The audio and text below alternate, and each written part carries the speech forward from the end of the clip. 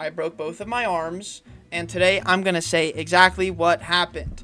I'm live on YouTube and Twitch, so if you guys want to see this live, I don't know why you'd want to see this one live, but if you want to see other ones live that are more fun than this, then you should subscribe and check me out live.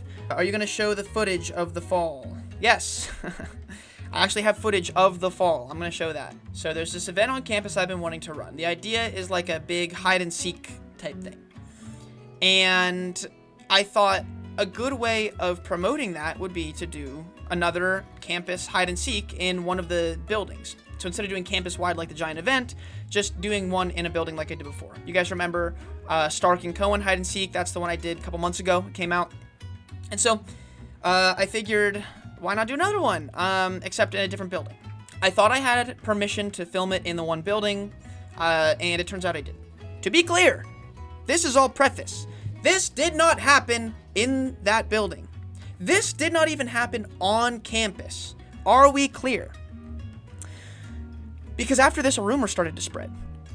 You see, professors started telling their students, and students started telling other students, and started telling other people, who started telling other professors, and it became this big game of telephone that apparently I don't know the exact story. There are different stories I've heard. People think I was climbing up into the rafters or something of the theater building, and I fell like 30 feet on my arms and broke them. People think that I was running through the halls and I tripped and tumbled and broke my arms. These didn't happen. This did not happen on campus. Ultimately, the whole reason I did this in the first place was because I wanted to advertise a really cool event on campus. And I figured that with this footage and with all this controversy and all this, you know, maybe I'll upload this at some point. I'll probably upload it someday, but I should definitely hold off on it for weeks, months, I don't know how long. So that meant that I needed to make another video. Well, I didn't need to, but I figured why not make a different video, and it's just like a short 1-minute promotional video. You want to play hide and seek? You really think you can beat me? Prove it.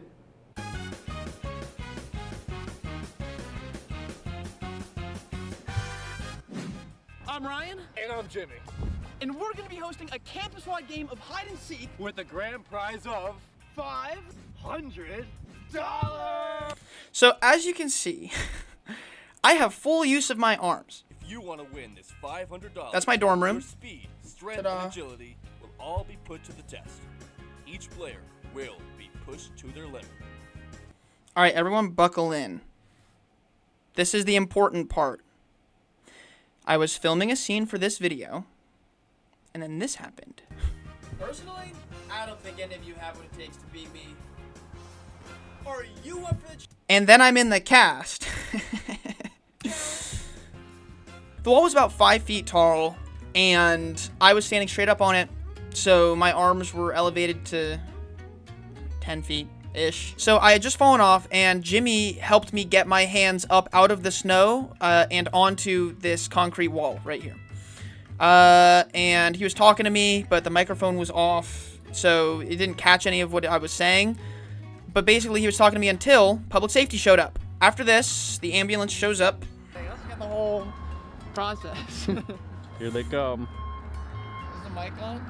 Yeah, turn it on. Yeah. It's on. Yeah, the mic was off before this.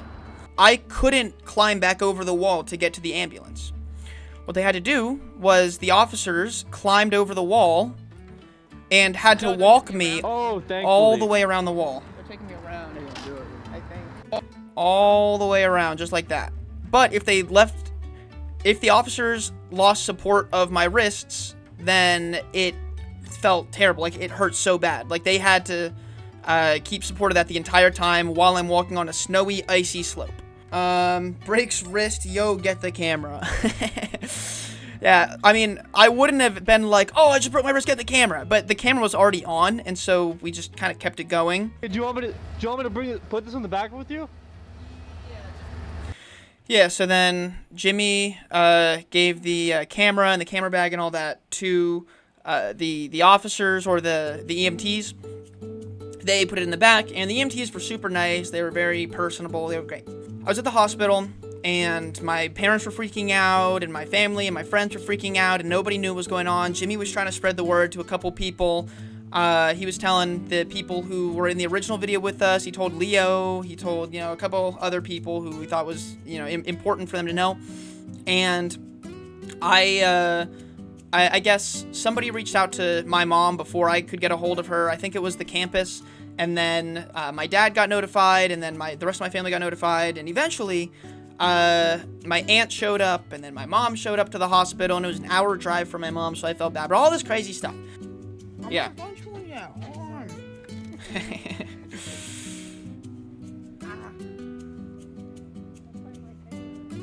So my mom is feeding me here. And very important detail, you notice my hair is already falling apart. My hair is already falling apart. It's not nearly as bad as this freak show up here, but my hair is already falling apart in this clip. We finally get the x-rays back, and it turns out this one, from what I understand, has a piece of bone chipped off inside, and it's got like a fracture or some kind of break in it, something like that. And from what I understand, this one is shattered in a couple different pieces. Finally, I'm back on campus, and I got these, and everyone thinks it's a big prank. Everyone thinks that I'm, like, faking it, or it's a hidden camera thing, or whatever. Which, fair enough, I guess my friends are very keen on my practical jokes, and so they thought that this was, like, a prank or something. But either way, it's not. This is real. How long will it be for them to heal? Well, on Tuesday, I have an appointment to schedule surgery, because I need surgery in both of them. And then after surgery, from what I understand, they said it'll probably be another, 6 weeks before I can take off whatever they put on them. From what they said, they think that the left one, which is less bad, is just going to go in a smaller splint, and that the right one is going to go in a larger cast, because the right one is way worse than the left one.